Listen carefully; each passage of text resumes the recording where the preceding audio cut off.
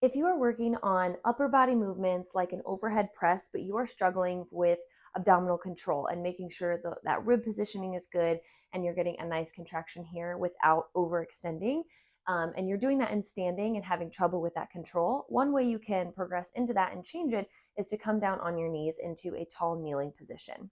So I have one weight. You could do two weights overhead press or just one in the center. And I'm going to tuck so you can see what's happening at my ribs, because this is a very common mistake that I see with overhead movements, is not considering our pelvis position. So when we go to overhead press, we want our abs from bottom to top to be wrapped in. So I don't want to end up extending and having this rib flare and my pelvis tilting forward. That's going to push a lot of pressure forward. We don't have as much midline control. And if you're struggling with pelvic floor symptoms, that is likely going to aggravate them. So with that weight at my chest, I'm going to exhale as I press up. And as I do that, I'm thinking about zipping and wrapping from bottom to top, getting those ribs down and keeping them down as I press. So it should look like this.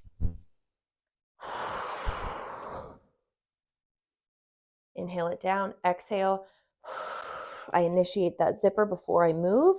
So I always like to coach and cue to start the contraction, start your breath out before you start the movement, to kind of train those muscles to respond the way we want them to automatically.